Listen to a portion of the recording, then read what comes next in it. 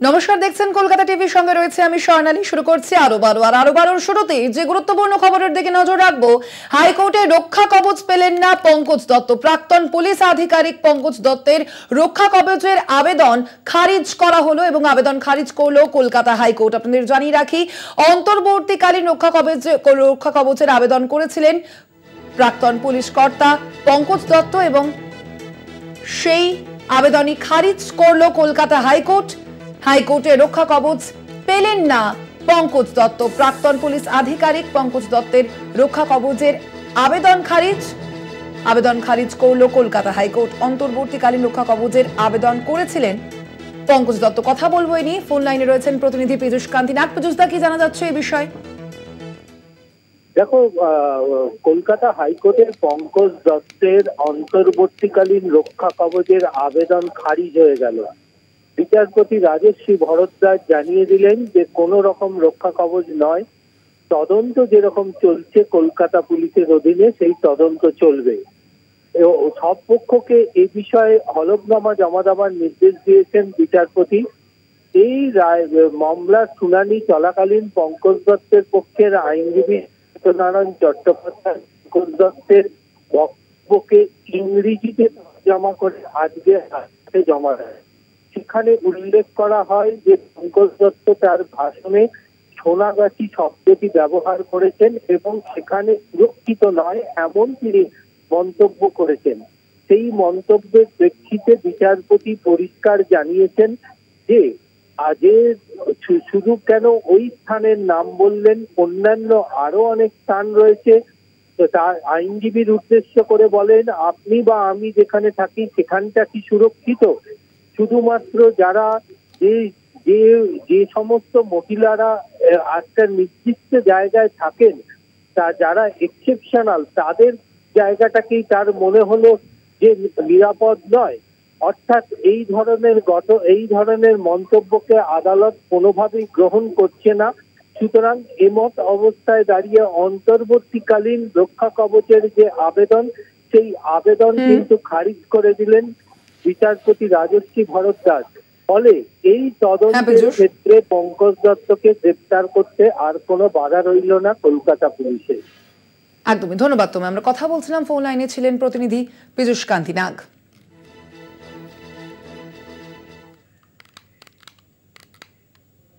কলকাতা বিশ্ববিদ্যালয়ের সমাবর্তন অনুষ্ঠান, উপাচার্য শান্তা দত্তর গাড়ি ঘিরে স্লোগান টিএমসিপির। কলেজ স্ট্রিট ক্যাম্পাসে ঢুকতে গেলে তার গাড়ি ঘিরে স্লোগান দেন টিএমসিপি। আপনাদের জানিয়ে রাখি, তার পাশাপাশি রাজ্যপালকে ঘিরেও কিন্তু স্লোগান দেয় টিএমসিপি কলকাতা বিশ্ববিদ্যালয়ের সমাবর্তন অনুষ্ঠান। এবং সেই অনুষ্ঠানে একদিকে যেমন আমরা দেখতে পাচ্ছি যে উপাচার্য শান্তা দত্তর গাড়ি ঘিরে স্লোগান দেয় টিএমসিপি, তার পাশাপাশি অন্যদিকে রাজ্যপালও সেখানে আসতে গেলে সেখানে তাকে ঘিরেও কিন্তু স্লোগান দেয় টিএমসিপি।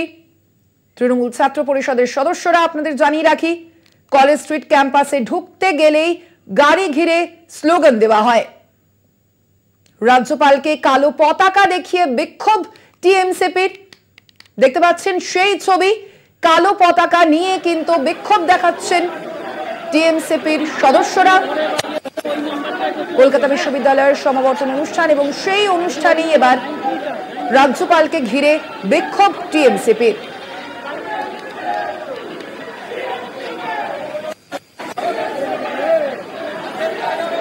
যাদের গাড়িটা ছেড়ে দিতে ওটা যাদের গাড়ি, ইমিডিয়েট ছাড়তে বলুন। যাদের গাড়ি ওটা যাদের গাড়ি ছেড়ে দিন তাড়াতাড়ি। কেস খেয়ে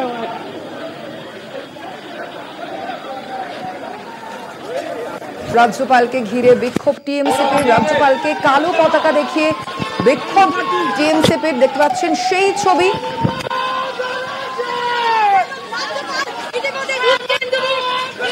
কালো পতাকা রাজ্যপালকে তৃণমূল ছাত্র পরিষদ দেখালো।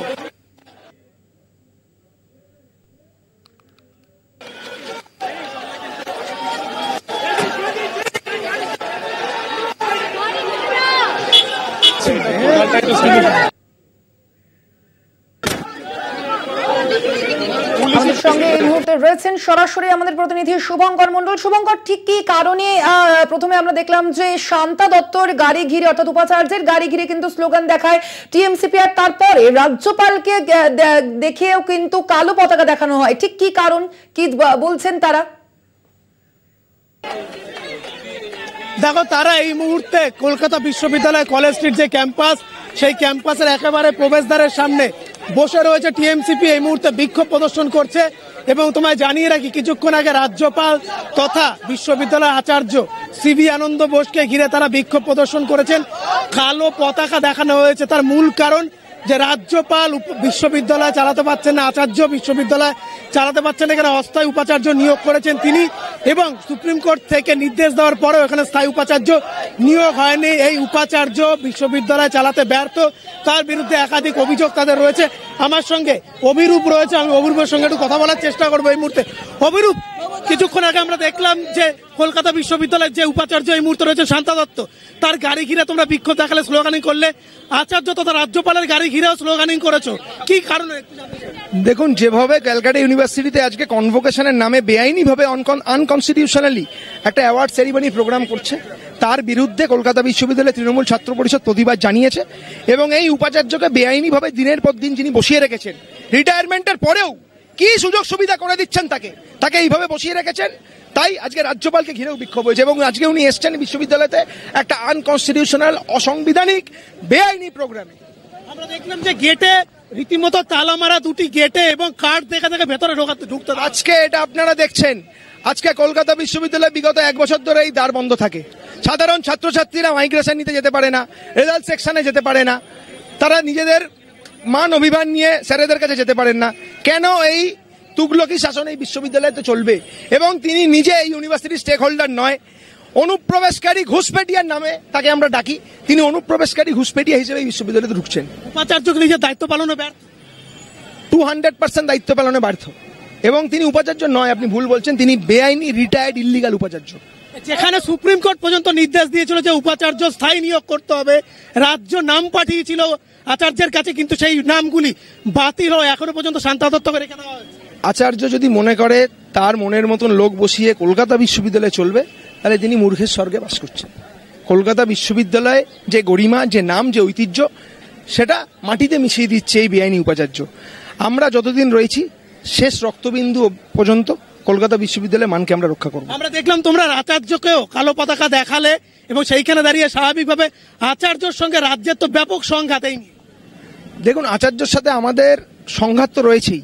কলকাতা বিশ্ববিদ্যালয় থেকে 9,90,000 টাকা নিয়েছেন, আমাদেরই সরকারের টাকা নিচ্ছে এই মামলা লড়ার ক্ষেত্রে, আমাদের সরকারের টাকা নিয়ে আমাদের সরকারের বিরুদ্ধে কোর্টে মামলা লড়ছে। এইরকম বেহায়া, নির্লজ্জ, কানকাটা গভর্নরকে কালো পতাকা দেখিয়েছি আজকে আমরা। তোমাদের সাধারণ ছাত্রছাত্রীদের কি ভেতরে ঢুকতে দেওয়া হয়েছে? আজকে তৃণমূল ছাত্র পরিষদ যারা করে তাদের ঢুকতে দেওয়া হয়নি, যারা শান্তা দত্তর চাটুকারিতা করে তাদেরকে ঢুকতে দেওয়া হয়েছে। এমনকি আপনারাও দেখলেন সংবাদ মাধ্যম যে নন টিচিং স্টাফদের ঢুকতে দেওয়া হয়নি, যারা শিক্ষাবন্ধু করে, যারা ওয়েবকুপা করে, টিচারদের ঢুকতে দেওয়া হয়নি। এটা কোন দ্বিচারিতা চলছে? বিশ্ববিদ্যালয়ে কি তুগলকি শাসন চলছে?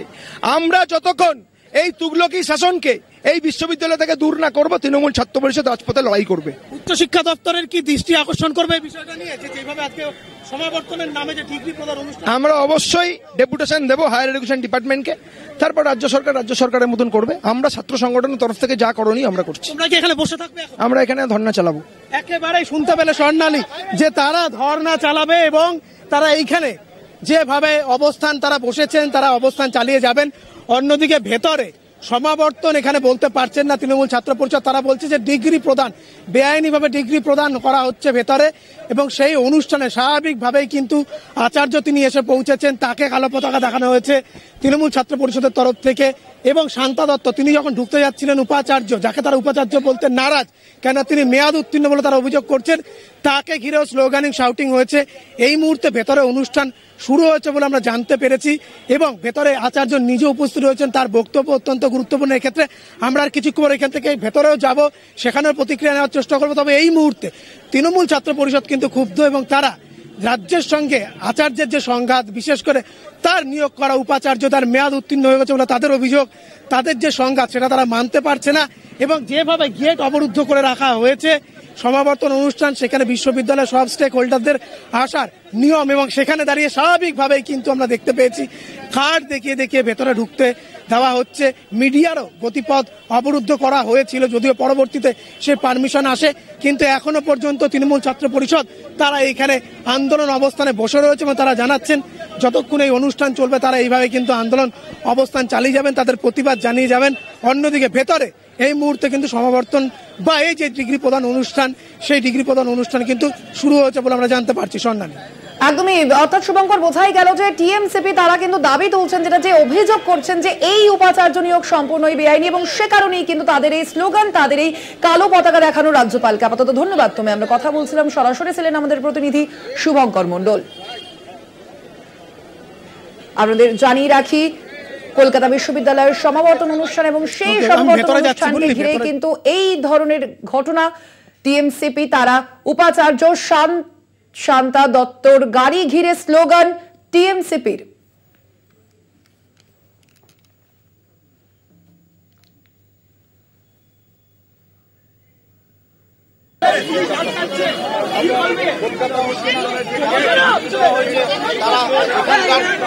যারা আচার্য বা উপাচার্য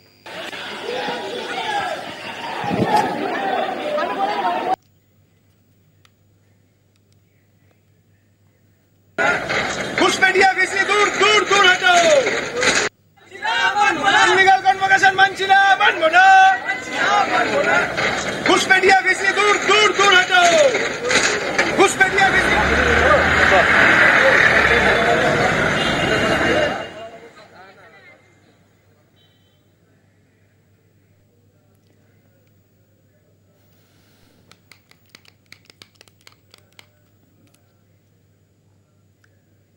আসছে পরবর্তী খবরে। পুজোর আগে রাজ্যের নজরে দ্রব্যমূল্য বৃদ্ধি নিয়ন্ত্রণ। মুখ্যমন্ত্রীর নির্দেশে শুক্রবার উচ্চ পর্যায়ের বৈঠক। মুখ্য সচিবের সমস্ত জেলার জেলা শাসক এবং টাস্ক ফোর্সের সদস্যদের নিয়ে বৈঠক করা হবে ব্যবসায়ী সংগঠনগুলির সঙ্গে। আপনাদের জানিয়ে রাখি পুজোর আগেই কিন্তু এই বৈঠক করা হবে এবং মূলত দ্রব্যমূল্য যে বৃদ্ধি পাচ্ছে সেই দ্রব্যমূল্য বৃদ্ধির নিয়ন্ত্রণের জন্যই মুখ্যমন্ত্রীর নির্দেশে শুক্রবার উচ্চ পর্যায়ের বৈঠক করা হবে। মুখ্য সচিব থাকবেন সেখানে। সমস্ত জেলার জেলা শাসক এবং টাস্ক ফোর্সের সদস্যদের নিয়েই বৈঠক করা হবে বলে জানা যাচ্ছে। সংগঠনগুলির বিভিন্ন যে ব্যবসায়ী সংগঠনগুলি রয়েছে সেই সংগঠনগুলির সঙ্গেও এই বৈঠক করা হবে বলে জানা যাচ্ছে। কথা বলবো বিশেষ প্রতিনিধি দীপ্তিমান ভট্টাচার্য রয়েছেন ফোন লাইনে। দীপ্তিমান দা, ঠিক কি মুখ্যমন্ত্রীর কি নির্দেশ এবং সেই নির্দেশের প্রেক্ষিতে এই বৈঠক কবে হবে, কি জানা যাচ্ছে এই বৈঠক সম্পর্কে? কাল মুখ্যমন্ত্রীর নির্দেশে এই বৈঠক হওয়ার কথা রয়েছে। এই বৈঠক কিন্তু মুখ্য সচিব নিজে করবেন। প্রত্যেকটি জেলা শাসকদের থাকতে বলা হয়েছে, এনফোর্সমেন্টের লোকদের থাকতে বলা হয়েছে, পাশাপাশি ব্যবসায়ী সমিতি যারা রয়েছে তাদেরকেও থাকতে বলা হয়েছে। দ্রব্যমূল্য যে বৃদ্ধি হচ্ছে সেই দ্রব্যমূল্য বৃদ্ধির সময় যাতে মানুষের উপর, সাধারণ মানুষের উপর যেন কোনো রকম প্রভাব না পড়ে, দাম যেন না বাড়ে, অত্যাধিক যেন বাজার মূল্য না হয়, সেই দিকে নজর রেখে কিন্তু এই বৈঠকে ডাকা হয়েছে এবং প্রত্যেকটি জায়গায় যেন বাংলা সুফলা যে চল হয়েছে সেখান থেকে ঠিকভাবে যেন সবকিছু পাওয়া যায় সেদিকেও যেন নজর দেওয়া হয়, সেই মর্মে কিন্তু নির্দেশ দেওয়া হচ্ছে মুখ্যমন্ত্রীর পক্ষ থেকে। একদমই ধন্যবাদ তোমায়। আমরা কথা বলছিলাম, আমাদের সঙ্গে ফোন লাইনে ছিলেন বিশেষ প্রতিনিধি দীপ্তিমান ভট্টাচার্য।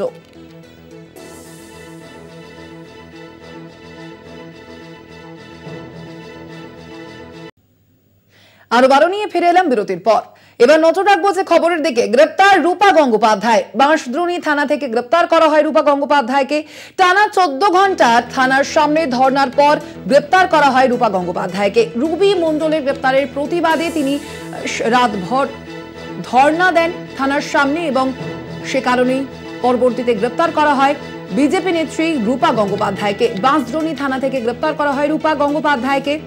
14 ঘন্টা টানা থানায় ধর্নার পর গ্রেপ্তার করা হয় তাকে। গতকাল আমরা দেখেছি বাঁশদ্রোণীর যে ঘটনা, সেখানে ছাত্র মৃত্যুর যে ঘটনা এবং সে নিয়েই কিন্তু বিক্ষোভ দেখান স্থানীয়রা। সেখানেই পরে বিজেপি নেত্রী রুবি মণ্ডলকে গ্রেপ্তার করা হয় এবং রুবি মণ্ডলের গ্রেপ্তারের প্রতিবাদে রাতভর ধর্ণা দেন থানার সামনে। বাঁশদ্রোণী থানার সামনে বসে থাকেন রূপা গঙ্গোপাধ্যায়, সেখানেই ধর্ণা দেন বিজেপি নেত্রী। আজ সকালে বিজেপি নেত্রীকে গ্রেপ্তার করা হয় পুলিশের কাজে অসহযোগিতার কারণে তাকে গ্রেপ্তার করা হয়েছে বলে জানা যাচ্ছে। আপনাদের জানিয়ে রাখি, আজ সকালেই গ্রেপ্তার করা হয় বিজেপি নেত্রী রূপা গঙ্গোপাধ্যায়কে। টানা 14 ঘন্টা বাঁশদ্রোণী থানার সামনে ধর্ণা করেন রূপা গঙ্গোপাধ্যায় এবং আজ সকালে গ্রেপ্তার করা হয় বিজেপি নেত্রীকে।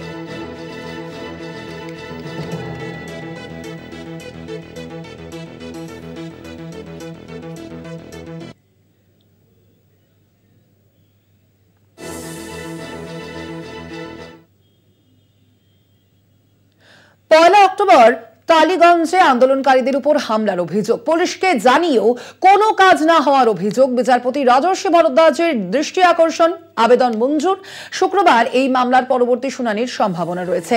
আপনাদের জানিয়ে রাখি, এই ঘটনায় পুলিশকে জানিয়েও কোনো কাজ না হওয়ার অভিযোগ সামনে এসেছে। বিচারপতি রাজর্ষি ভরদ্বাজের দৃষ্টি আকর্ষণ করা হয়েছে, আবেদন মঞ্জুর করেছেন বিচারপতি। শুক্রবার এই মামলার শুনানির সম্ভাবনা রয়েছে। আপনাদের জানিয়ে রাখি, পয়লা অক্টোবর টালিগঞ্জে আন্দোলনকারীদের উপর হামলার অভিযোগ, পুলিশকে জানিয়েও এই ঘটনায় কোনো কাজ হয়নি, সেই অভিযোগ সামনে আসছে। এবার সেই ঘটনায় বিচারপতি রাজর্ষি ভরদ্বাজের দৃষ্টি আকর্ষণ, আবেদন মঞ্জুর। শুক্রবার মামলার পরবর্তী শুনানির সম্ভাবনা।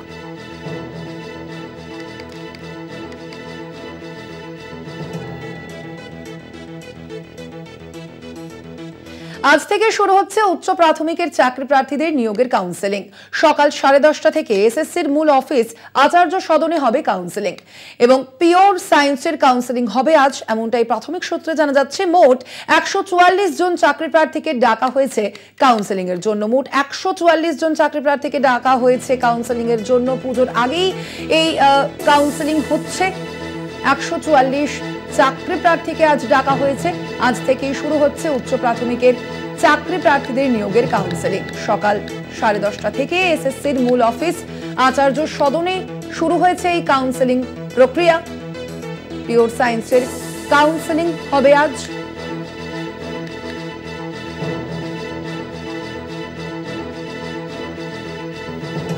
মোট 144 জন চাকরি প্রার্থীকে ডাকা হয়েছে কাউন্সেলিং এর জন্য। আর সে বিষয়ে আমরা আরো বিস্তারিত জানবো। আমাদের সঙ্গে আচার্য সদন থেকে সরাসরি রয়েছেন আমাদের প্রতিনিধি সত্যসুন্দর ভট্টাচার্য।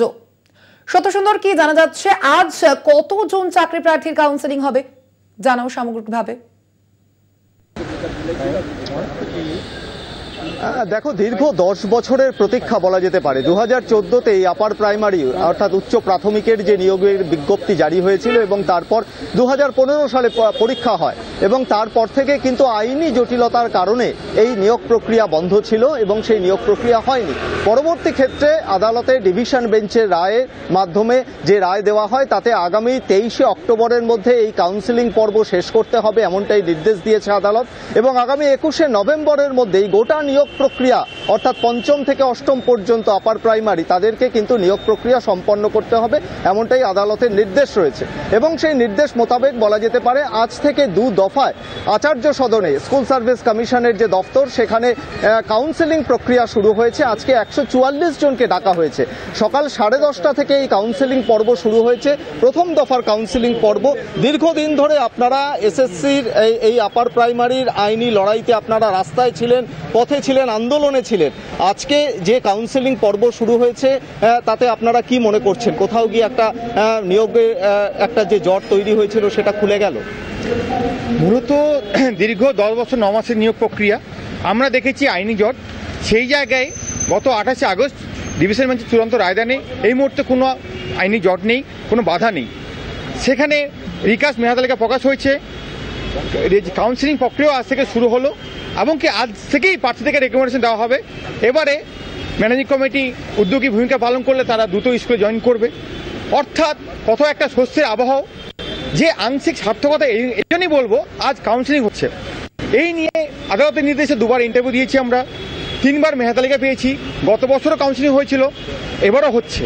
যতক্ষণ না আমাদের যোগ্য প্রার্থীরা তারা স্কুলে যাচ্ছে বা স্কুলে জয়েন করছে ততক্ষণ আমাদের পূর্ণ সার্থকতা বলতে পারি না। সর্বোপরি ডিভিশন বেঞ্চের নির্দেশ রয়েছে 14,052 জনেরই কাউন্সেলিং রেকমেন্ডেশন প্রদান করতে হবে, চাকরি সুনিশ্চিত করতে হবে। আমরা যে আইনি লড়াই লড়েছি, আজও আমরা ধর্মতলা ধর্ণা মঞ্চে 656তম দিনে আছি। স্কুল সার্ভিস কমিশনেও কাউন্সিলিং পর্বে আমরা হেল্প ডেস্কে রয়েছি প্রার্থীদের সহায়তা করার জন্য। আমাদের যে আইনি লড়াই, আমাদের যে রাজপথের লড়াই, আমরা যে যোগ্যমাতার ন্যায় বিচারের কথা বলি, যেই লড়াইয়ের আমরা কথা বলি, সেই জায়গায় ডিভিশন বেঞ্চ যা রায়দান দিয়েছেন সেই মোতাবেক 14,052 জন প্রার্থী যতক্ষণ না জয়েনিং করছে ততক্ষণ আমাদেরকে লড়াইয়ের পূর্ণ সার্থকতা আসছে না। আংশিক সার্থকতা আমরা বলতে পারি। আজকে এক ধাপ আমরা এগিয়ে গেলাম, কাউন্সিলিং হচ্ছে, চাকরির সুপারিশপত্র ইস্যু হচ্ছে, তারা জয়েনিং করবে এই জায়গায়, এবং ধারাবাহিক কাউন্সিলিং মাধ্যমে ডিভিশন বেঞ্চে যে অর্ডার সেটা যেন মান্যতা পায়, রাজ্য সরকার শিক্ষার্থীদের উদ্যোগী ভূমিকা পালন করে, এটাই চাইবো। অর্থাৎ আইনি জটিলতার কারণে আটকে থাকলেও এর আগেও কাউন্সিলিং হয়েছে, এবছর কাউন্সিলিং এর পরে যাতে নিয়োগ প্রক্রিয়া, নিয়োগপত্র হাতে পায় এবং রেকমেন্ডেশনের ভিত্তিতে যাতে নিয়োগ সম্পন্ন হয় সেই দাবি কিন্তু জানাচ্ছেন আন্দোলনকারী যারা ছিলেন। আপনার স্ত্রী ইতিমধ্যেই গিয়েছেন কাউন্সিলিং প্রক্রিয়ায়, দীর্ঘ 10 বছর ধরে অপেক্ষা, কবে পরীক্ষা, এই যে 2015-তে পরীক্ষা এবং তারপর থেকে একাধিকবার কাউন্সিলিং হয়েছে, কিন্তু আজকে আপনি নিজে দাঁড়িয়ে রয়েছেন, মেয়েকে সাথে নিয়ে, স্ত্রী ভেতরে আজকে কাউন্সিলিং এ রয়েছেন, কি বলবেন? বলার কিছু নেই, মানে এটা 7টা বছর, মানে 6 বছর ধরুন একটা সরকারি সার্ভিস থেকে চলে যাওয়া মানে এটা বিশাল লস। এটা যারা সরকারি চাকরি করে তারা জানে এই লসটা বিশাল লস, কারণ বয়সটা তো অনেকটাই হয়ে গেল, মানে জীবন থেকে চাকরির সার্ভিসটা অনেকটাই শর্ট হয়ে গেল। এবার আদালতের রায়, সুপ্রিম কোর্টের রায় ভালো দিয়েছে, আমাদের ডিভিশন বেঞ্চও ভালো রায় দিয়েছে। দেখুন এবার হোপ ফর বেস্ট, আগের বারও তো এই হোপ ফর বেস্ট করেছিলাম, তারপরেই আটকে গেছিল, কারণ অনেক কিছু ভেতরে চলে, সেই সব আমি আপনাদের টিভির সামনে কিছু বলতে চাই না। দেখুন আমরা দিচ্ছে, এবার যা করবে উপরওয়ালা করবে, তার হাতেই তো সব কিছু আছে। আর যেন দিন নষ্ট না হয়, এবার যাতে যেতে পারে, কারণ 7-8 বছর লস মানে চাকরি ক্ষেত্রে বিশাল লস, এটা আমরা সবাই জানি বুঝি। মানে এই সময় এই লসটা, এই আসল টাইমটা, এই লসটা মানে ভোলার নেই, এটা সাংঘাতিক ব্যাপার। সেইটা হয়ে গেছে, আর কি করা যাবে। এবার অন্তত যেন মিসেস হোক বা সবাই এতদিন ধরে যারা রাস্তায় বসে আছে তারা যাক স্কুলে, অনেক তো হলো এই ব্যাপারে। ওনার স্ত্রীর জন্য তিনি আশা নিয়ে দাঁড়িয়ে রয়েছেন, সঙ্গে ছোট্ট শিশু কন্যা, সেও তার মা ভেতরে পরীক্ষা, কাউন্সিলিং যে চলছে সেই কাউন্সিলিং, মা পরীক্ষা দিতে গেছে, তুমি বাইরে বাবার সাথে দাঁড়িয়ে আছো।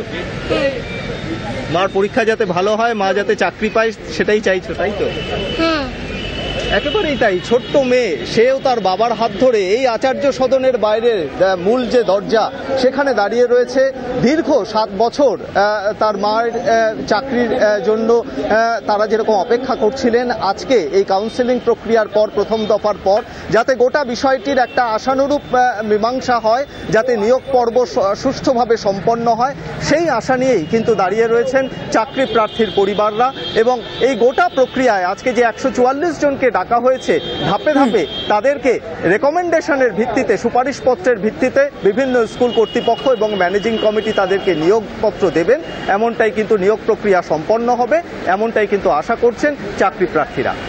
একদমই, অবশ্যই আমাদের নজর থাকবে সেদিকে। আপাতত ধন্যবাদ তোমায় সত্য সুন্দর। আমাদের সঙ্গে সরাসরি আচার্য সদন থেকে ছিলেন আমাদের প্রতিনিধি সত্য সুন্দর ভট্টাচার্য।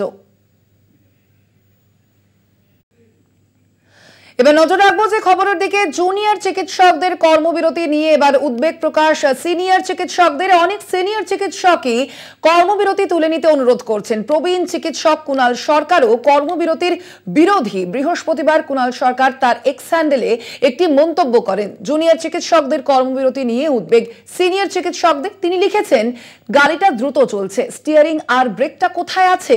আমাদেরকে জানা আছে? কুণালের এই টুইট জুনিয়র চিকিৎসকদের উদ্দেশ্যে বলেই মনে করা হচ্ছে। অনেক সিনিয়র ডাক্তারই কর্মবিরতি তুলে নিতে অনুরোধ করছেন জুনিয়র চিকিৎসকদের। আপনারা জানেন, চলতি সপ্তাহের মঙ্গলবার থেকে আবারও পূর্ণ কর্মবিরতি শুরু করেছেন জুনিয়র চিকিৎসকরা, এবং সে বিষয়ে কুণাল সরকারের এই পোস্ট বলে মনে করা হচ্ছে। কথা বলবো, ফোন লাইনে রয়েছেন প্রতিনিধি দেবাশিস সেনগুপ্ত। দেবাশিস দা, এই জুনিয়র চিকিৎসকদের প্রসঙ্গে ঠিক কি লিখেছেন এক্স হ্যান্ডেলে চিকিৎসক কুণাল সরকার? দেখো, একটা বিষয় পরিষ্কার যে জুনিয়র ডাক্তাররা কর্মবিরতি পালন করছে, তা নিয়ে কিন্তু সিনিয়র ডাক্তারদের একটা বড় অংশ তারা কিন্তু তারা বারবার করে বলার চেষ্টা করেছে, বোঝানোর চেষ্টা করেছে যে এই কর্মবিরতি তুলে নেয়। যেমনটা আমরা দেখতে পাচ্ছি যে কুণাল সরকার, প্রখ্যাত হৃদরোগ বিশেষজ্ঞ কুণাল সরকার, তিনি এই কর্মবিরতি এবং জুনিয়র ডাক্তারদের পক্ষে কিন্তু তিনি তার বক্তব্য বলে এসছেন। কিন্তু বিষয়টা যেমন জায়গায় যাচ্ছে, সাধারণ মানুষ যারা সরকারি পরিষেবা নেওয়ার জন্য যায়, সেই সরকারি হাসপাতালে গিয়ে তারা জুনিয়র ডাক্তার পরিষেবা পাচ্ছে না, সেই সময় সাধারণ মানুষ তাদের কথা ভেবেই কিন্তু বেশ কিছু মন্তব্য করছে এবং বারবার করে তারা মনে করছে যে সাধারণ মানুষের অসুবিধা হচ্ছে, তাই এই কর্মবিরতি তুলে নেওয়ার জন্য।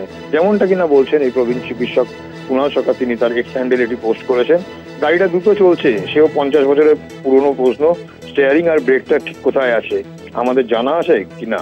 অর্থাৎ এখানে একটা প্রশ্ন দাঁড়াচ্ছে, এই জুনিয়র ডাক্তাররা কর্মবিরতি করছে তার পিছনে কি কারণ আছে, এমনটাই কিন্তু মনে করছে অনেক বিশেষজ্ঞরা মনে করছে যে এই কুণাল সরকারের, অর্থাৎ প্রখ্যাত হৃদরোগ বিশেষজ্ঞ, তার এই পোস্টিং যথেষ্ট তাৎপর্যপূর্ণ। তিনি এই জুনিয়র ডাক্তারদের এই কর্মবিরতি, তিনি যে আন্দোলন, সেই আন্দোলনকে সমর্থন জানিয়েছেন। তারপর তিনি কিন্তু জুনিয়র ডাক্তারদের কাছে আবেদন করছেন যে সাধারণ মানুষের কথা ভেবে যাতে তারা সেই প্রত্যাহার করে, এমনটাই। যেমন আমরা দেখেছিলাম যে সিনিয়র ডাক্তারদের মিছিলে পা মিলিয়েছিলেন, সেখানে কিন্তু জহর সরকার, যিনি তার এই কারণে কিন্তু এই বিষয় নিয়ে কিন্তু আর্যকর বিষয় নিয়ে তিনি পদত্যাগ করেছিলেন। তারপর তিনি কিন্তু বলেছেন যে জুনিয়র ডাক্তারদের এই যে আন্দোলন, সেই আন্দোলন প্রত্যাহার করার কথা, সাধারণ মানুষের কথা ভেবে জুনিয়র ডাক্তারদের আন্দোলন প্রত্যাহার করার কথা অনেক ডাক্তারই, সিনিয়র ডাক্তার কিন্তু বলছেন, এমনটাই কিন্তু বিশেষজ্ঞরা। এবং সেই কথাই কুণাল সরকারের এই পোস্টেও উঠে এসেছে বলে মনে করা হচ্ছে। আপাতত ধন্যবাদ। তুমি আমরা কথা বলছিলাম, ফোন লাইনে ছিলেন প্রতিনিধি দেবাশিস সেনগুপ্ত।